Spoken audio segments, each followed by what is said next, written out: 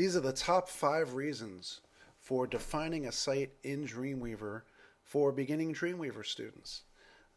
And my goal in the next 5 minutes is to show you 5 features of Dreamweaver that are available through the Dreamweaver site definition. Setting up a site could sometimes seem daunting for first-time Dreamweaver users. In this case, I am going to set up a site really quickly. I'm going to call it Lesson 2 for Dreamweaver A. And as a site definition, for my local site folder, I'm going to define the folder that contains all of our lesson files for the entire book, for the entire both semesters, and choose that. And I'm not going to, at this point, enter remote information or a testing server.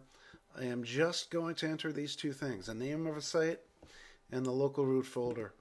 When I click OK, I have a new site called Lesson 2. I go to my Files panel, and this is number one advantage of having a site definition in Dreamweaver. Context switching between sites is a snap. Just by choosing a site, I can automatically go and choose among all of the sites I, as a professional Dreamweaver user, are managing at any one point in time. In this case, I am going to show you a second reason to use Dreamweaver site definitions, and that is the ability to check all of your links throughout the site. So links within pages, are they valid or not for internal links? With one click of the button, I can check that across my entire site. Of course, for the site that I defined, which are example files, we're going to have a lot of broken links. A third reason to use the Dreamweaver site definition is the ability to use these reports. So I use these a lot. The ability to go through your entire site and report on empty tags or unmatched tags or alt information that's missing from image tags or documents that don't have a title tag or an empty title tag. Number 4 would be the Assets panel.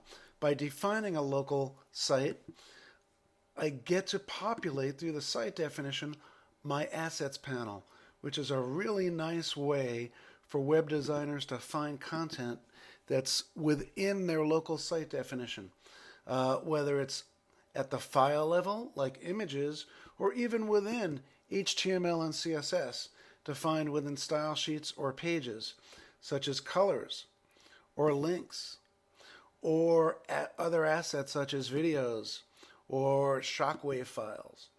Number 5 reason to use the site definition in Dreamweaver would be the ability to cloak.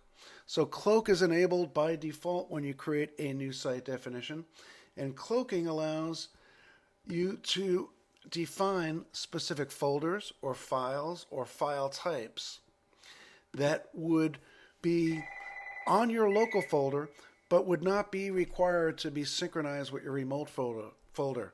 So these would be typically source files like FLA files, which define a Flash program but aren't necessarily needed at runtime, or a PSD, which defines an image but isn't the end image file that you would use within a website. So those are, once again, the 5 chief reasons to define your sites in Dreamweaver for new Dreamweaver users that might be familiar with other FTP programs.